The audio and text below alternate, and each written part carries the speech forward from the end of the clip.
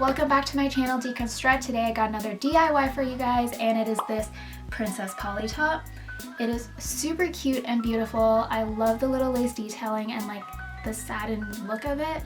It's very vintage inspired. I think the plan today is to just recreate it in white. I've seen a lot of influencers wear it. I first saw it on Ashley from Best Dressed and it looks super cute on her, but I'm trying not to buy too much new clothing, and I feel like it would be a fairly easy DIY to do. So today we're gonna try to make it, and you guys get to come on the adventure with me. I'm gonna do a slightly more strenuous slash hard method where I am building the base of the shirt as well. You definitely don't need to do this. I think you can accomplish this by thrift flipping an old t-shirt essentially and just adding lace detailing to it. But if you want to learn how to make it from scratch, please keep on watching.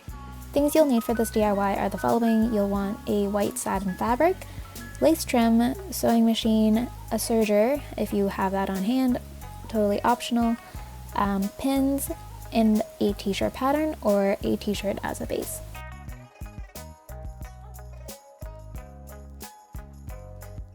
I need two of these. It has a side dart on the side, and then we have the back piece, and then our sleeves. And this is the fabric we'll be using. It's a satin polyester, so this is actually like the normal good side, quote unquote.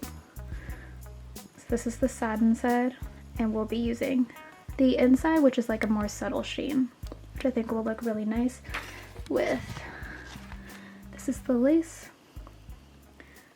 Has little flowers on it, super cute, super delicate, and this will be what we'll be using to line our top with. So I'm going to cut out my pattern first, and then we'll start sewing.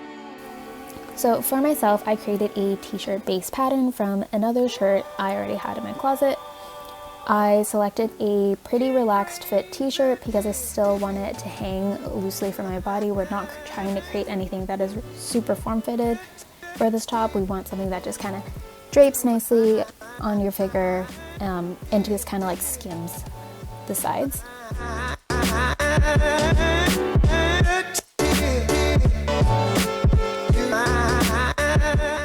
After cutting out all the pieces, I ironed out any remaining wrinkles to the fabric prior to sewing. It's probably better practice to iron your fabric before you even cut out your pieces, but having perfectly smooth pieces to work with makes sewing a lot easier, so I highly recommend this step. Starting on the two front pieces, you'll want to pin and sew up the side darts with a simple straight stitch, backstitching at the point of the dart to secure it, and be sure to iron the dart flaps in the same direction on both front pieces.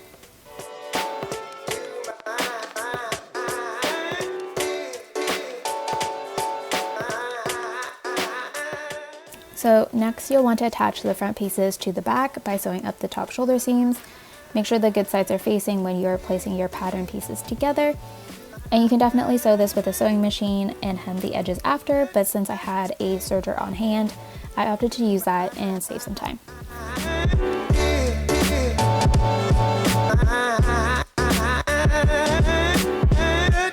After sewing the shoulder seam, I moved on to attaching the sleeves.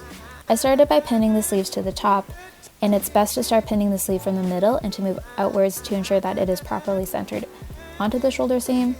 I also recommend sewing the shoulder seam first with the sewing machine and then taking it over to your serger, just because sometimes I find serging curved edges can be a little bit tricky.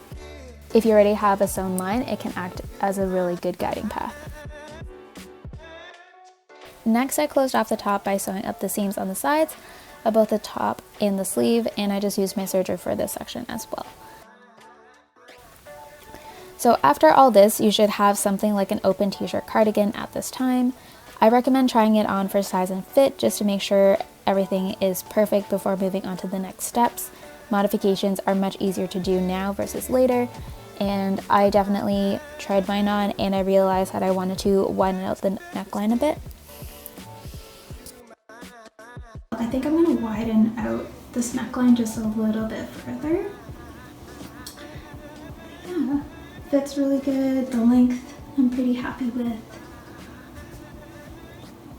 It's good. This sewing project's going well. So after trying on my own top, I wanted to widen out the neckline a bit, so I measured 1/2 inch on either side of the neckline and trimmed that off on both sides of the front and a little bit on the back piece.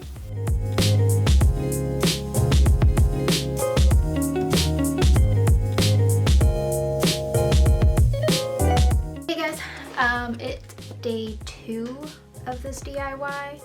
Obviously, if you were to make this, I don't think it would take you 2 days, but in between like filming and doing the project and lack of daylight, I had to cut it short yesterday. But I think we got the base of the shirt to a good point. If you are using a t-shirt base to start with, this is where the video should start for you guys. So the next few steps will just be like hemming the bra edges and then adding the lace detailing and creating a strap. I think those are the last 3 things that we need to do today, so let's get going. So once you're happy with the fit of your top, you'll want to hem the neckline.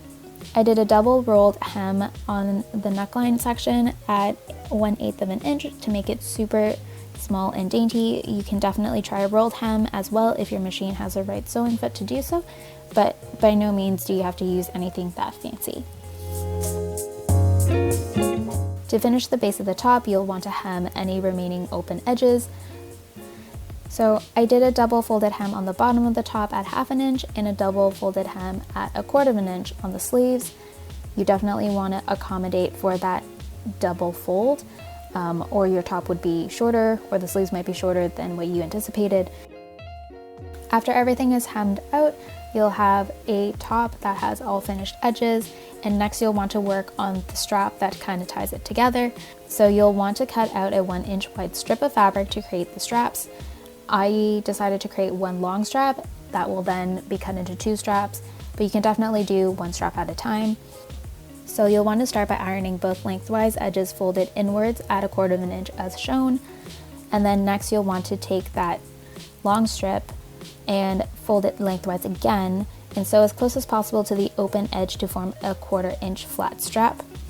I like to sew straps with a denser stitch, so in this case I use a stitch length of 2, and I find it just holds better and looks a lot cleaner.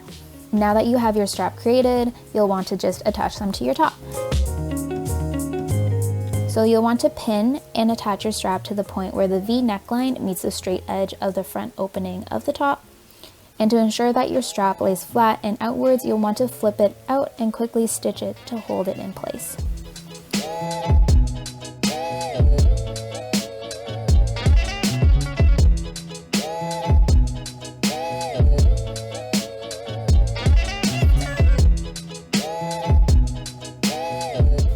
So this is what your top should look like. You definitely can leave the top here as is, but I think adding that lace detailing is what takes it up a notch and it makes it look super cute. So taking your lace trim, you'll want to measure out enough to go around the front opening and neckline of your top, and also around the sleeve openings as well.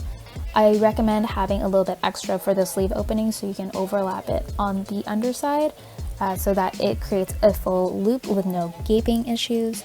And you'll just want to take this to the sewing machine where you'll top stitch the lace to the edges of your top and sleeves. And that's it, not a super long project. It's a super cute top. You should have a top that looks just like the Princess Polly one.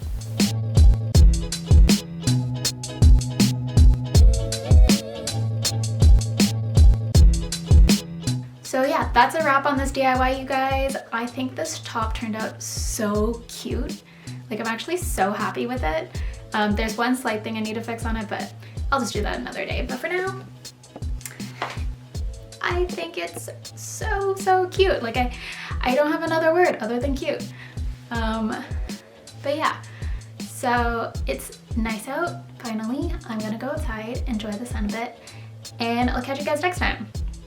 Be sure to tag me if you ever recreate any of my projects. Use the hashtag Deconstrut, that's how I'll find most of the things. And I'll see you guys next time.